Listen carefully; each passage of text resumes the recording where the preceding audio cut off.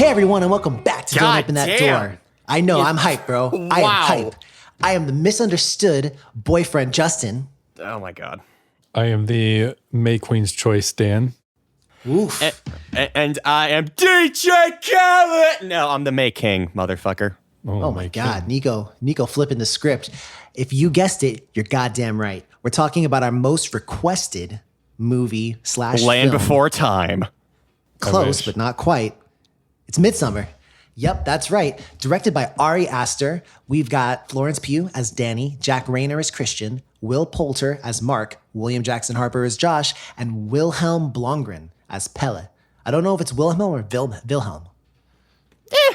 And we'll never know. So we open the movie with Danny. Now, this movie opens super dark. Literally. She loses her parents when her sister commits suicide through carbon monoxide. And I guess her parents were in the same house, and she let car exhaust into the house. So everyone in the house dies, and Danny is alone. But she does have a boyfriend. Fast forward 7 to 8 months, and Danny, she's still in a very depressed state. And her boyfriend, Christian, invites her out to a party. While at the party, Nico, what does she find out? So I want to preface this by saying that communication in relationships is real important, y'all.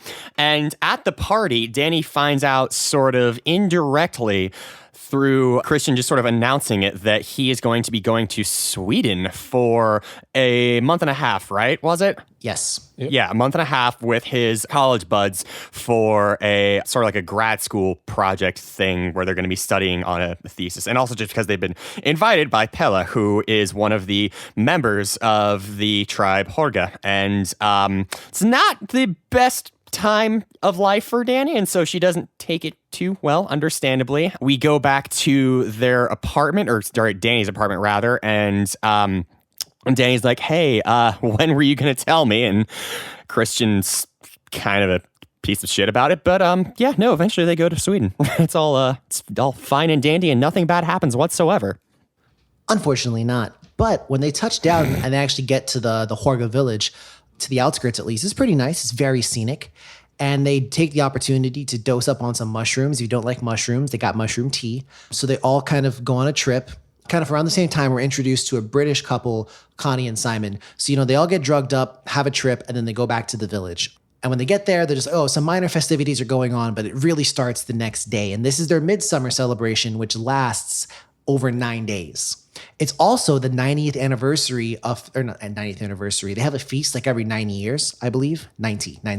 This just happens to be another 90-year iteration. So it's a big thing. It's like a super midsummer almost. That's the way I interpreted it. The first thing we see is a rather, I guess, kind of shocking scene. There's a voluntary suicide, and we kind of find out later on, and we'll discuss it a little bit more about the Harga life cycle and how they kind of view aging. But Dan, can you go ahead and tell me a little bit about how the scene and what we see here? So essentially they're sitting down at the feast, and two of the older people get up and do a little symbolic gestures or whatever, and then they leave, and then the whole crew goes out to this big cliff area. They're standing underneath this big cliff, and the two old people end up jumping off of the cliff and killing themselves.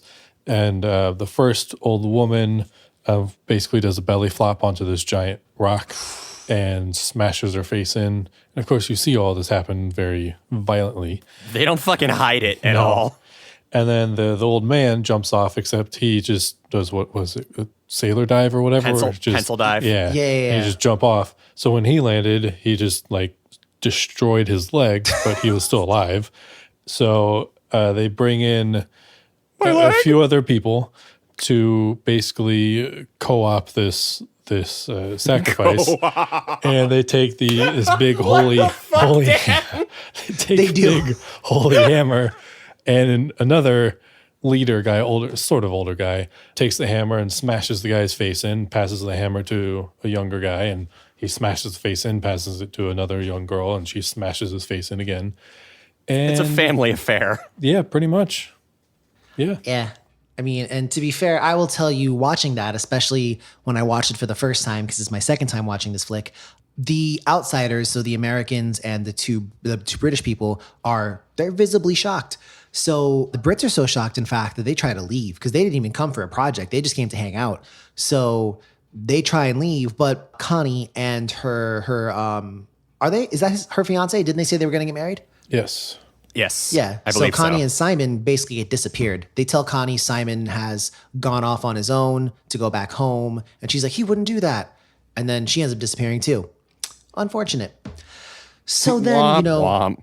we kind of have some scenes where Mark and Josh both end up breaking cult rules. Mark pisses on the ancestral tree. And if we can tell you anything, you don't open that door. You don't piss on hospitality. You don't piss on hospitality. Don't fucking piss on hospitality. You're goddamn don't. right. Y'all know what movie that came from. But yeah, so you don't do that. And also Josh commits not a more cardinal sin, but an equally grave sin because he goes to their kind of sacred hall of records where they keep their holy scripture and he takes pictures of it, something he was expressly forbidden from doing. And he also gets murdered. So down two friends now. It's just Danny and Christian in the village. And they're growing more apart. Danny's still struggling with what's going on with her. And the movie kind of builds and grows to this climax where we get to the May Queen dance-off. So the May Queen is really important in this village for the Midsummer Festival. She's almost like it's hard to describe. Nico, what kind of words would you put that in? What's the May Queen equivalent to? Like the heroine of the day or something like that? Yeah. She's kind of like the avatar of the culture, kind of like a paragon of the way of life for the Hargans there. They revere the May Queens. They have a hall where they, have all the photos. It's kind of like employee of the month, but actually worth a damn. Sure enough. It's actually kind of funny now that I think about it and say that out loud. But yeah, no, they're a really important part of the cycle. It's where the entire Midsummer festivals, I would say, are built around the identity of the May Queen and what the May Queen does for them, for the Hargans. And I'll take a second here to talk about how there is the famous maypole dance, which is actually a real thing in real life. It's not necessarily the exact same, but it's pretty close, where there is a competition for the women in Harga and Danny because she was chosen and invited to be there.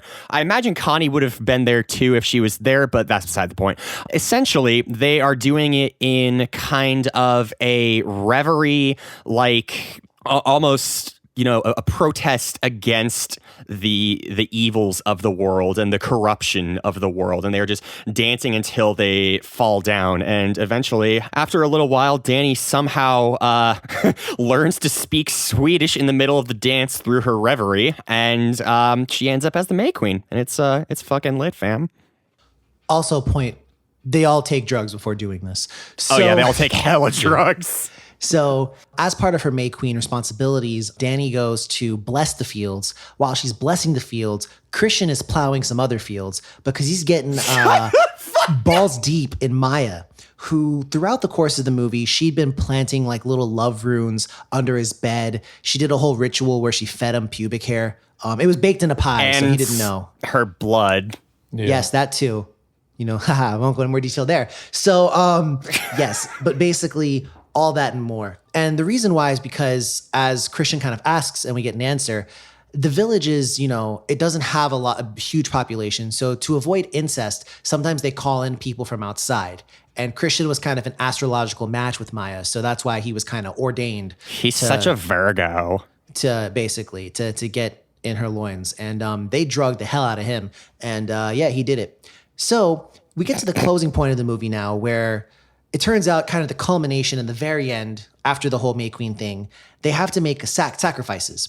So they make equal sacrifices. So 4 outsiders, so that's going to be Mark and Josh and Connie and Simon, have been killed. And then the 2 elder people have been killed, as well as 2 volunteers from the Harga village. So there's one more, a 9th. Now, the May Queen traditionally chooses between, I guess, someone she came in with and then a randomly chosen Harga. So she has 2 choices in front of her. Christian, who again has been drugged and can't even move or talk. And she's also got Harga X. Who is that? Turbjorn. turbine. So Yes, a wind turbine. We got fucking Boeing over here now. No. What's good? Seriously, I guess Christian and Turbure are there, and Dan. So she obviously chooses Turbure and gets away with her boyfriend, right? Yeah, no. swear to she does not choose. She does not choose. Oh, are we getting stuck on this? She churches Christian, and so We're not even 5 minutes in. They take Christian, and again he's kind of drugged up, and they take him to their like sacred sacrificial house and disembowel a giant bear and put him inside of the bear. And they put they arrange some live and some dead bodies of the other 8 sacrifices there. And then they burn the house down. And during this, the crowd outside, because it's the villages there, and they basically hear the screaming coming from inside of 2 of the Harga villagers. And they basically just, they really get in tune with it, and they start screaming alongside with the pain. They echo the pain. And Dani actually takes part in this too. She joins in the echoing of the pain. And at the very end, kind of when the fire dies down and burns away everything, we see Dani smile for the very first time in the whole movie, like an actual authentic smile. So let's go ahead and break it down to the visuals and audio here. So let's go ahead and talk about the visuals. Nico, pretty dope visuals. Yeah, real crisp, real clear, real scenic. Oh my fucking God. This is probably the prettiest movie I've ever seen. And it does something that I haven't really seen, honestly, since Color Out of Space, where everything is so surreal. And this sounds kind of immature, but they really play up on the surreality and the interactions that the drugs have with the entire community.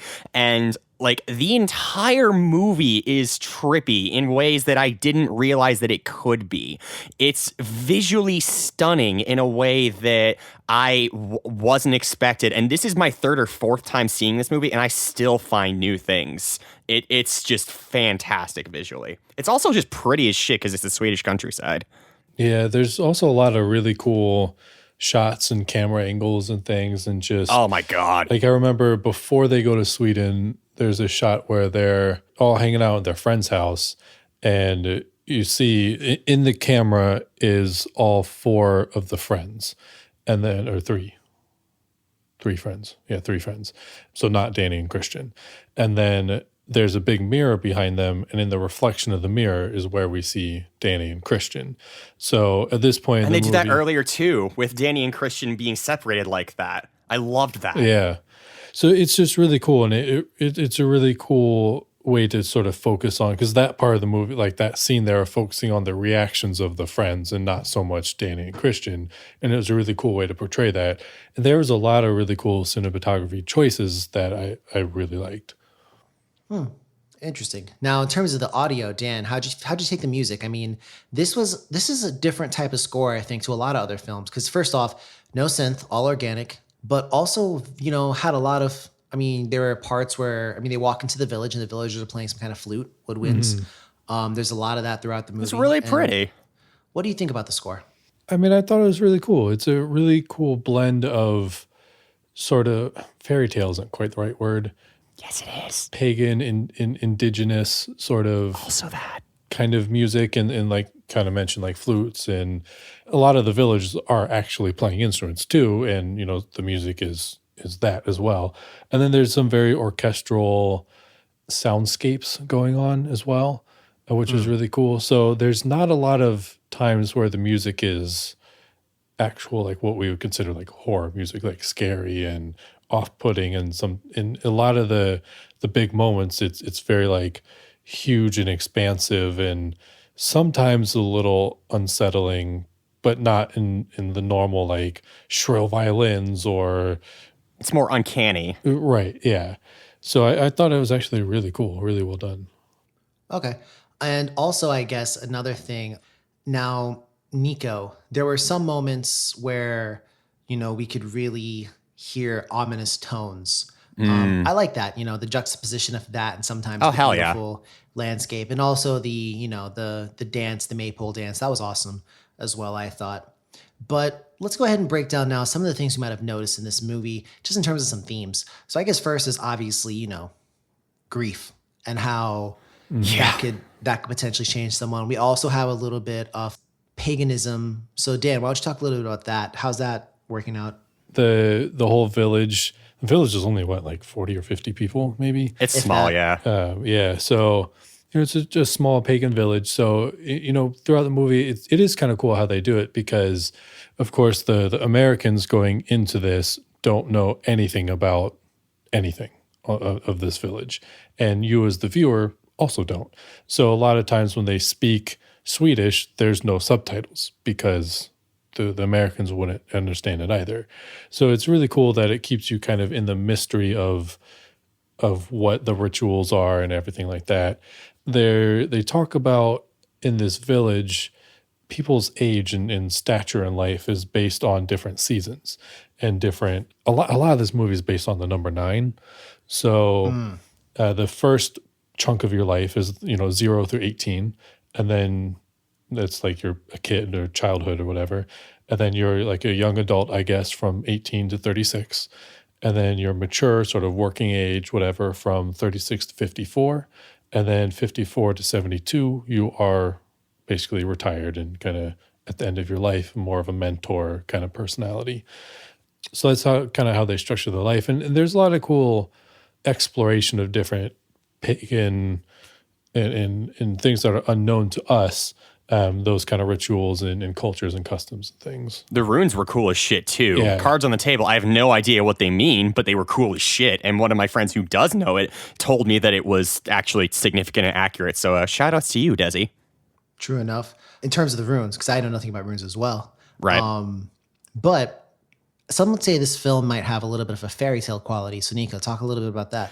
So I 100% agree with that. And, Ari Aster himself said it in an interview. He said that it was a kind of like a mix of a fairy, or not a mix, but like a fairy tale version of a very bad and grim breakup. It's kind of like the original OG Grimm's fairy tales, but well, actually just as bad, if not worse, I would say in some ways, because we have this sort of revival of Danny's entire life cycle. And like you were saying, Dan, it does, take a lot of consideration of these like cycles into account, where we start off and Danny's, a broken person, and then she grows slowly to learn that the people that she considers close and family aren't really there for her. And there's a fantastic quote by Pelle, probably my favorite line in the movie.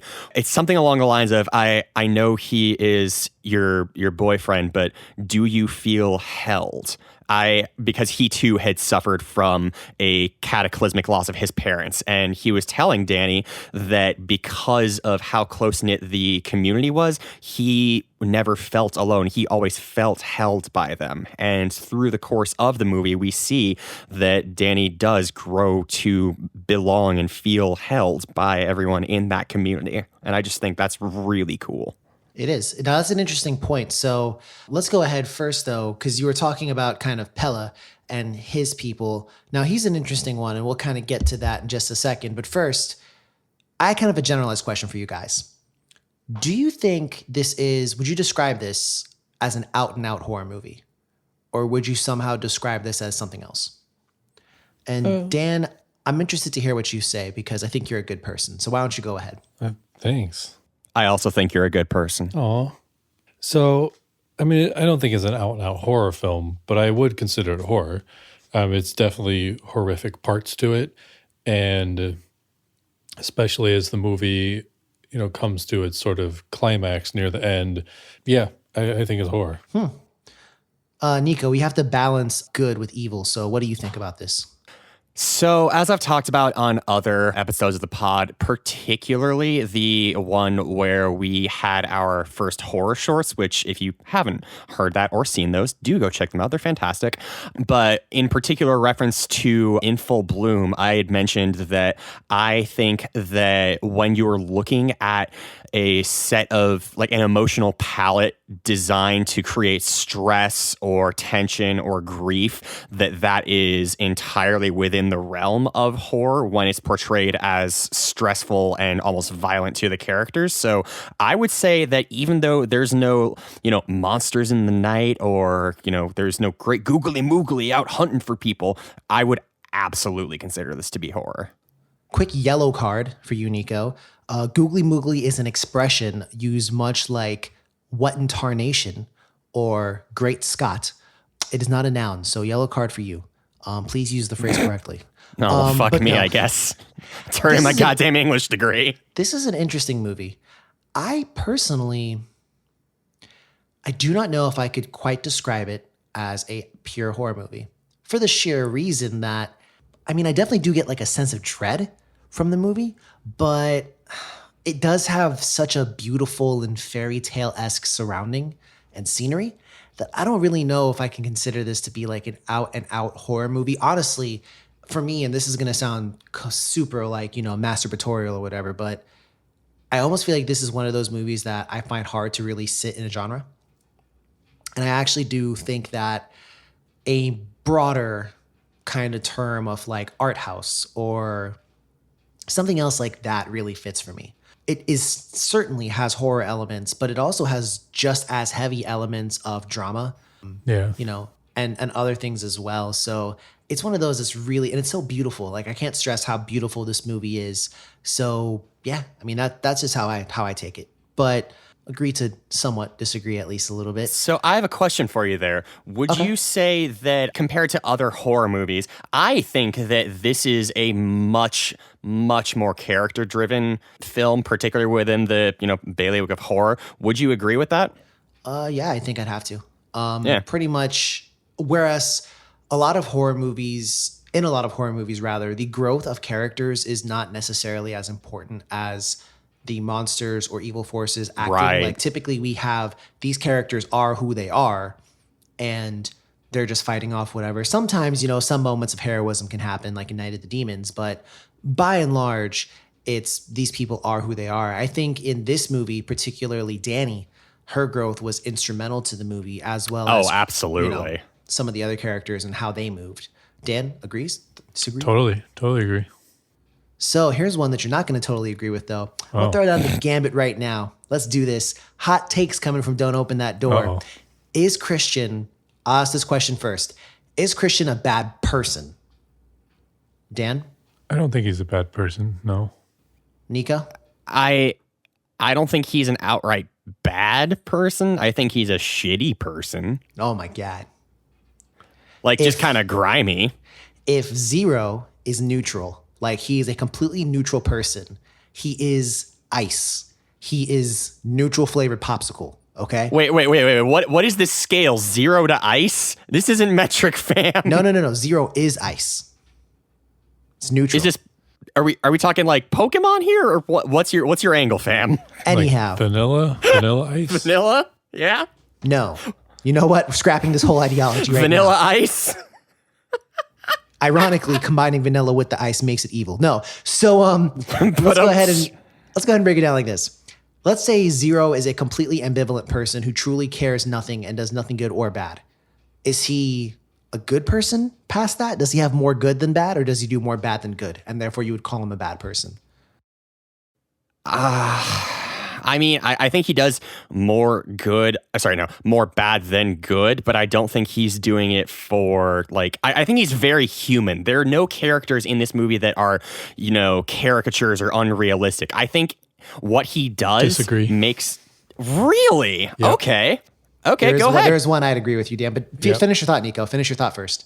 Okay. I think it makes sense what he does. All of his actions line up with his character development. So I don't think that he is evil. I just don't think he's that great of a person. I don't think he's good, but I don't think he's like out and out evil. Okay. I will say this. I think Christian is the guy who tries to do what's right. And sometimes it backfires. So in that sense, I guess I probably would say he's a good person. Dan, who's the caricature in this movie real quick? Mark. Agreed. Okay, no, that's fair. Hands down. I hated his character. He's the dumb American, correct? He's the fool. He's the dumb, sex-crazed character that I just hated. I mean, he literally... I'm actually shocked that that character it was in this movie. I mean, he literally just wanted to go to Sweden to do drugs and sleep with girls, right? Yeah. Literally, that's it. And Yeah. his motivation throughout the whole movie is just sex. That's it. And I feel like that character doesn't really exist in real life. Not truly. They're totally college dudes that are like that. But, I mean, yes, but like, okay, so maybe not the people that I know in college who only solely talk about sex. The only thing he ever talked about was sex. Yeah, he was just down for the ride, man. I don't think he was. I think he went all the way to Europe. Well, not only that, but even the first time we see him, he's just talking about banging chicks, and he is kind of misogynist. Yeah. And it's just like, I don't know, and I've never met a single person in my life who their only character trait is that. I guess that is true. When you break it down, he literally only truthfully does talk about sex the whole time. That's it. And then when he pisses on the ancestral tree, like, even if you think, oh, it's an ancestral tree, like, this is stupid, he clearly did not give a shit. He didn't care. And it's just like... He wasn't apologetic, yeah. Not only that, but he was just like this is fucking apology. stupid. I don't even think he apologized at all. He was like, I don't understand why this is a big deal. This is dumb. And like, I honestly don't think that kind of person, well, I mean, I don't want to say exists because yes, I'm sure they do, of course. But like, realistically, I don't think that person, that's not a realistic person to me. And that, to me, that is the comedic relief in a like B movie, horror comedy, or like whatever movie, like, you know, Night of the Demons. Like, he could be a Night of the Demons. He would fit perfectly in Night of the Demons. And it just actually kind of shocked me that that character was in this kind of movie. That's fair. I think every other character is probably a little more cerebral than he is. He's definitely thinking with a different head, yeah. Yeah, well, that's the head that gets him into trouble. So let's go ahead and ask this question now. So this is the true hot fire, lava, magma take. Is Christian a bad boyfriend? Oh, fuck yeah. I think so, yeah. Don't do it. Don't fucking do it. I disagree. All right. Present your lies and slander, you pedestrian filth. All right. So I think, in a weird way, Christian's own good intentions trap him. I mean, I agree with that too. But go on. So at the start of the movie, and I'm going to keep this real short. At the start of the movie, Christian doesn't want to be with Danny anymore. Like, from the start, he doesn't want to be with her anymore. His friends, his close friends, all even say it's literally like masochistic that he forces himself to be in this relationship with her when it's not good for him. Like, he's been miserable. However, that same night, he was like maybe thinking about breaking it off with her. Her family dies. So then he almost feels obligated to stay in the relationship and help her. And so we see, you know, over the months or whatever else, we don't get to see the interactions, but he's been there to help her or tried. I think if she had asked him not to go to Sweden, he wouldn't have gone. I honestly think so. I disagree. I don't think he was going to go either. And because he even said, like, you know what? I'm not going to go. Like, I think he doesn't always think through his actions 100%. Like, he doesn't always think of the consequences for other characters.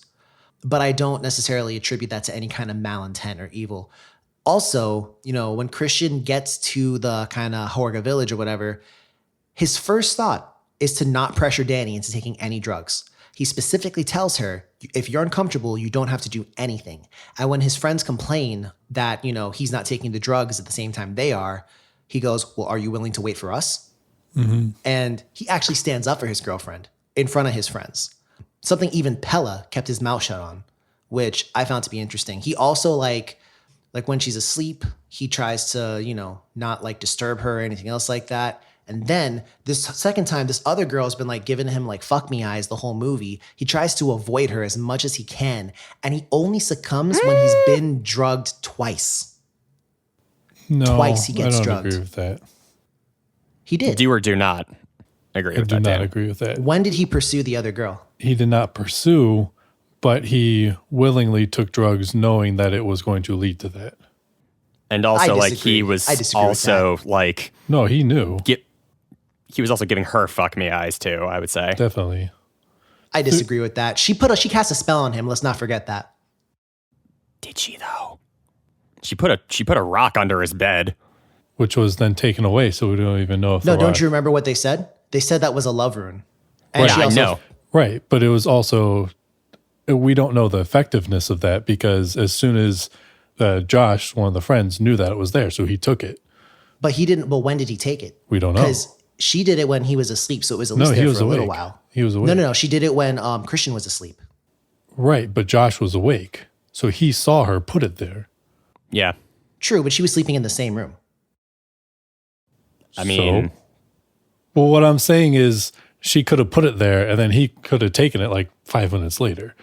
But, I don't know because she might have been watching over it. But there were multiple parts throughout the movie where you clearly see the struggle within him. And even before he was drugged, he was eyeing her. And even like the first time that she eyes him, I think they're sitting there and she bumps She into kicks him. him. Yeah. And then he kind of looks at her, and then they were all like, all the villagers were dancing. And then his he gaze lingers. yeah, and then he says, "Can Americans join?" And they're like, "Yeah, you can fit in anywhere you want." So he gets up and leaves to join, to obviously pursue her. And then when he does get drugged, he asks somebody, "What is this going to do to me?" And he is told point blank, "This will lower your defenses and make you more vulnerable." And he goes, Yeah. "No thanks," and he takes it anyways. Like he knows what he's getting into. I don't think so. I think he did it just to try and calm himself down because he didn't know that like he was going to because he gets drugged a second time before he sleeps with the girl. And actually, when he's asked, "How do you feel about this girl?" he walks out of the room. He does. He does walk out. He immediately exits. No, we don't know that. The scene changes. cuts. Yeah. So we don't know what you're right. He has asked that, but then the scene cuts. It's not like he gets up and leaves. We don't know what the rest of that conversation was. But I do agree because the scene where, I agree to an extent because the scene where they do have sex, like he was raped. Like he did not want that to happen. That was a rape scene. Yeah. So like in that, I agree. Like he didn't want that to happen, but I think he totally wanted to do something with her because also remember at the beginning of the movie, I think it was Mark mentions that Danny doesn't they don't have sex at all. So as soon as he finds out that this other girl is interested in him and not only interested, but like the sole purpose of her interest is to have sex, I think he's like, hey, yeah, I'm intrigued. I do kind of want that. See, I think you hate the man for his humanity because I personally think that he resisted as much as he possibly could. Like, I think he draws a line that he will not cheat on his girlfriend. And it's not until he is coerced into doing it that it happens. But that's my take on it. So obviously people might disagree with me, but I see Christian as a flawed character for sure. But he is human. He is fundamentally human. But yeah, so I think he tries, I do not think he's as bad as the people point out to be. So I guess flip side here now, the Harga people, are they evil? I'm gonna insert my opinion. Fuck yes. I don't think they are. I think they are. I don't know. Like Great positions to have. Dan, why are they not evil? I think that maybe they are a little bit, but I don't think they're like truly evil because I think a lot of it's just a culture thing and they don't. I guess at the end when they sacrifice the 4 outsiders, like that's the part that I consider evil. Yeah. But like a lot of the other stuff they do is sacrificing themselves is not evil. And the Stupa isn't yet. Sorry, when the older two people kill themselves, I wouldn't consider that evil as well. Right. Or either. No, I don't consider that to be morally evil, but keep going, Dan. So I guess they do lean I guess they're on the do more bad than good, but I wouldn't consider them as evil as like a lot of other horror movies. Like we're not talking about demons and poltergeists and all these crazy kind of stuff that are inherently evil. Okay. Yeah. So I think the Harga are evil because They're a death cult. Well, I would say maybe a good 90% of the time, right? When they're not taking part in the Midsummer Festival, they're probably perfectly nice people. Yeah. They have their own way of life and they stick to it, but they don't necessarily impose that on outsiders. But Yeah. there's a couple things here. So first, the outsiders were purposely brought in to be killed. That by itself makes me lean towards the evil thing, because even if you only ritualistically sacrifice people once a year, you still ritualistically sacrifice people once a year. Now, I don't know how often they sacrifice people. I think it's every 90 years. Yeah. You think that's when they do it, every 90? Because so. that lines up with this cycle, because 72 plus 18, which is 2 of 9, is 90. So I mean, that part, yeah. Quick maths. Quick maths. I also thought that maybe because they did say the Midsummer, the queen, or the May Queen, she gets to determine who gets sacrificed. I don't know if they do it every 90 years or if they do it every year. But personally, to me, it doesn't really make a difference either way. I think if they do it every year, they would have no village left. Yo, real shit. Because they only have, like we said already, less than 40 people. So if you sacrifice at least 4 of your own people every year, you're going to run out of people. And you kill people when they're 72, so... Wait, no, it must be every 18 years, because they were talking about like how Maya is, she's gotten her pants license, whatever the fucking Swedish is for that, where she's like been approved to mate. Pants license? That's translated as pants license. Oh, that's dope. I like that. That's right. Yeah, they give her the pants license. Like, hey, you can fuck now, B. You can wear pants. You notice, speaking of pants, well, not pants at all, but she gets an upgraded outfit after she smashes Christian. She now's got like the red outfit. It's pretty cool. Oh, yeah. Outfit. So let's go ahead now. Nico, sorry. Are you still on the fence, or do you call them evil? No, I mean, I do think they're evil. It's just like there's some cognitive dissonance for me in how benign and gentle they are the other 90% of the time. True. They also drugged Christian and then forced him to sleep with the girl. Yeah, that's evil. So they're evil. They're evil. Yeah. So that's my take on it. They also murderated Connie and her boyfriend for just wanting to leave. Yeah, that's not too great. Yes. I know they had a purpose because they had to sacrifice 4 outsiders or some shit. But I also wonder if it was self-preservation. Because what do you mean? You bet your ass that Connie and Simon would have left and been like, hey, these people are like murdering their own people. Uh-huh. And then what do you think would happen? Like cops would come in and like all this kind of shit. And agreed. But I also think that, they say we often bring in people from the outside.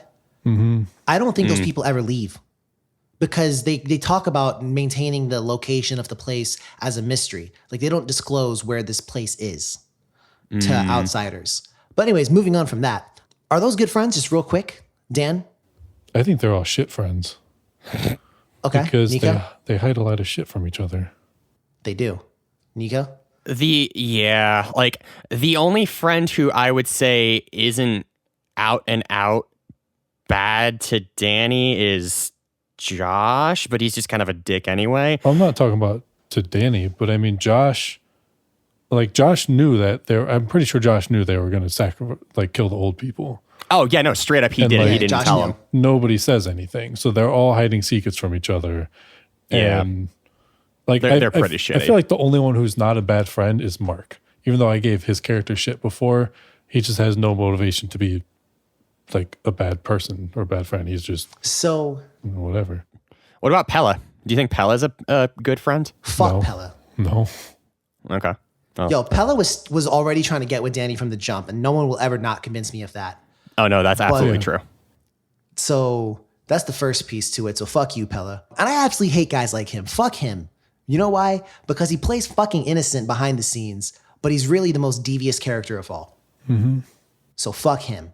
Also, Dan, you're right. Mark, for the record, does kind of, I know it's kind of like sex driven, but he does kind of want what's best in a roundabout way for Christian. Yeah. Because Christian is not happy in the relationship. And Mark's like, bro, you got to move on. And then jokingly says, you could be getting that waitress pregnant right now. Ho, ho, ho. But obviously that's his defining character trait. So speaking of defining character traits, let's go ahead and move into that end scenario here. So I mean, we already said how the movie ends. You know, Danny wins the May Queen contest. Christian pretty much impregnates Maya, and then Danny votes. She declares that Christian will die. So they bear suit him up and burn him alive.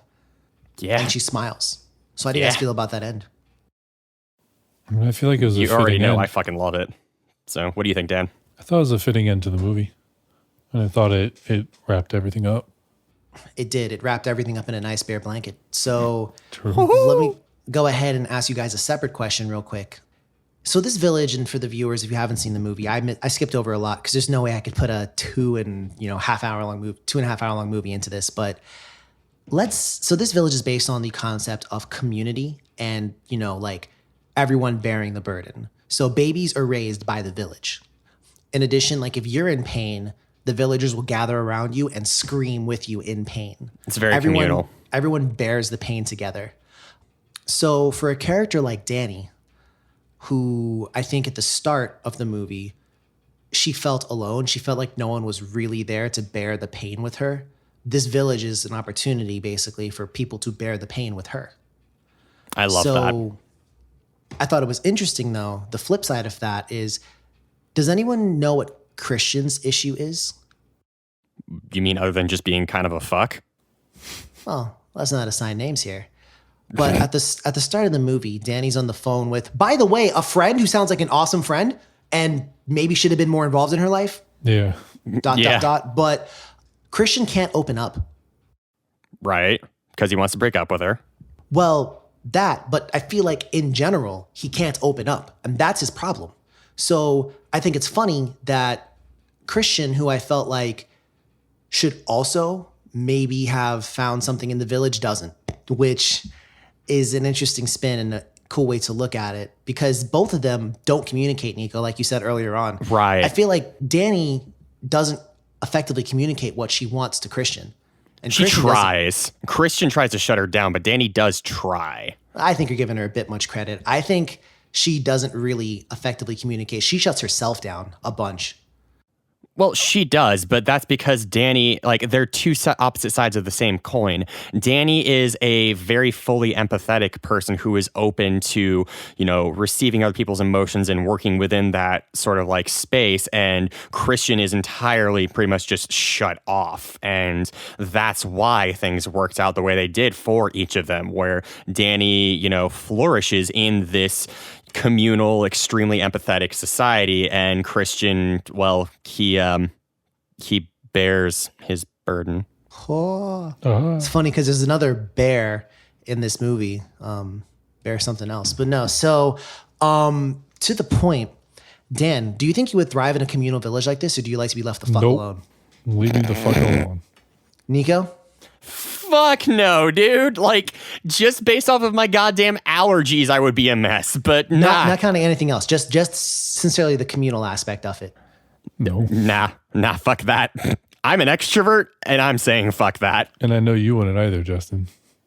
What makes you say that about me, Dan? Would you really want people helping you have sex over here? We'll get to that in just a second. But no. No, I also would not want a communal village. Just like if I'm feeling sad, you don't want people just like screaming along with you. Just like if I'm melancholy, like all of a sudden a big crowd behind me goes, or but the sharp exhale, the quick breaths that they do in the fucking movie. Quick breaths. But no, so anyhow, let's get down to the nitty gritty here and why people are really here for this. I'm going to paint the scene for you. Nico, you're Nico, Dan, you're Dan, and I'm Justin. Cool. So, shit. But we have a fourth friend, Oh, It's Connor. Klaus. And Why can't it be Connor? Klaus is from a Swedish village. It's Harga, and we're going. So you're in the village, and you witness that very first jumping off death, right? Now, while there, we also met two people from the island of Trinidad and Tobago who also were there on vacation, representation in my stories. And then they disappear. what would you guys want to do? What would we discuss in the group? And what would be our next plan of action? I mean, I feel like I would be at least aware enough to realize, oh, fuck, they're killing off the minorities. Justin, we got to get you somewhere safe. But as we have previously established on this podcast, I would probably be the one to murder you. So, yeah. So I'm going to turn to Dan right quick. Nico, I have something for you, but Dan, go ahead. What would you do in this situation? I'll get the fuck out of there, bro. Like, would you just leave one night? Yes. Just walk out? Yes. You could just walk back to town. There's a point in the movie where Danny has a dream that her friends like get up and leave in the middle of the night That sequence without was her. so fucking good. That's what I would do. I mean, I would take her too, but I mean, I like, I would leave her house. bring Sorry, our gotta other leave friend something. with us. But I mean, I would just get the fuck out. I mean, if you're like, hey, we're going to take part in a 9-day pagan ritual and it starts with sacrificing the old people, I'd be like, no, Hard pass. no. Day Hard one pass. is sacrificing old people. Nope. I don't want to see what day 2 through 9 is. Like, no. So I will say that I probably would literally like night one, Dan, Nico, we gotta go. Yup. Just like, well, Nico wouldn't be asleep. So I'd just be like, I'd be like, Dan, we gotta go. And then Nico would like already be up. This man would already Yep. have like the car ready to go. I'm such a fucking mess, dear listeners. So like either that or I feel like we just hike out. Like Dan and I are pretty Dead good at ass. walking. And like I'm sure Nico could walk if his life depended on it. So Wow. Nico, I haven't Thanks, seen you climb. bud. Nico, you haven't gone mountain climbing with us. So, you know, I don't know. They're not in the mountains. I'm just saying, I don't know you. I don't know what you got going on with your walk speed. But Okay, yeah, misunderstood boyfriend Justin. I am. Thank you. So I'm glad that we we all agreed we pretty much get the fuck out of there. But let's say we couldn't and it came down to a conflict. Would you fight them? Let's say you got trapped. Let's say, I don't know, let's pick someone who deserves it maybe a little. Nico gets trapped in a bear suit because someone chooses him to be trapped in the bear suit. Dan, are we breaking him out or are we just who. thinking our stars? You make bear suit sound so like harmless when it's literally like a de-intestined bear, It's called disemboweled, Dan. disemboweled bear, whatever. Would I break him out? No pressure or anything. Yeah, fuck that. I would. We're Yeah, I'd grab the getting the whole crew. hammer. We're getting the whole crew, and we're leaving, Yeah. bro. Fuck that. Leave no man left behind, bro, in any horror movie. I'd grab Thank the hammer. you. I'd grab the fucking hammer Oh yeah. and smash brothers the shit out of that whole village. Like, listen, Item get. Just grab you are in the Mjolnir and spring, smash like- people up. if you're in the spring of your life, you're cool. You can sit back. Everyone summer through fucking winter, you catching the hammer, bro. Because nah, man, fuck this sacrificial cult ass village. I'm not staying there. But good movie though. So real quick, let's go ahead and talk about some of that critical review. So what do you guys think it's got out of curiosity on Rotten Tomatoes from the critics? Where do you Probably- guys think it's at? Like a high 80s, low 90s, maybe. Nico? I'm going to say mid-90s. So interesting enough, this has an 83% from critics and a 63% from the audience. Nico, Wow. where would you put this in your own personal rating? I mean, cards on the table, this is probably my favorite movie of the last decade, so fucking high. Well, go ahead and come up with a rating. All right, fine. 100. Boom. Really? Dan, you? My own rating would be 75. Okay. My And heart. I would sit it square at a 92. I was going to say, if you do anything below 90, I'm driving up to your house right fucking now. No. Funny I'm going enough, to cough so on you. I actually, well, haha, fuck you. I was at a protest, so I'll cough on you. But That's fair. no, so what do we say about this? Because I think on a second watch, I actually, not that I liked it less, like I started hating it, but I don't think I was quite as entranced on the second watch as I was the first. But I remember how awesome it was on the first watch. So I think a 92 is where I'm at. Now let's go ahead and basically say, like, just real quick, how we closing lines about the movie. Me personally, I do have to give a shout out to the just the general cinematography, the score, both excellent. I thought the plot was very nice and cerebral. The pacing was really well done for a movie that was 2.5 hours long. Personally, for me, I didn't feel as much drag as I thought I would. A small amount maybe, but largely no. And also, I just personally thought it was a pretty dope movie. Excellent. This is what I'm looking for in a more, experimental type of horror movie. It didn't scare me to my bone, but like I said, if a movie can make me feel something, I'm going to love it. And I really, really, really like this movie. Dan, your final thoughts? I'm sort of almost the opposite of you. I kind of feel like I have to give this movie props, kind of like what you said, for cinematography. I love the direction the movie took. There's a lot of really awesome things about it. But where you said like it made you feel something, I didn't feel shit. No. I called almost everything that happened in the movie, and I don't want to sound like that guy, but this movie did too good of a job at foreshadowing where nothing surprised me. I love that shit personally, like as a literary fiend. Like that's my bread and butter, homie, but I totally understand. I like foreshadowing when you're like, oh, when you see something, you're like, oh, this is important. I don't know what's going to happen. But like every time they foreshadowed something, I was like, oh, that's going to happen. And then I waited an hour and a half for it to actually happen. So then when it did happen, I was like, okay, I waited a long ass time for that. So again, I feel like as a critic, a film critic kind of, I have to give the movie props, but I just wasn't all that entertained by the movie. Okay. And lastly, Nico, if you could succinctly, like that sex scene, get to the point.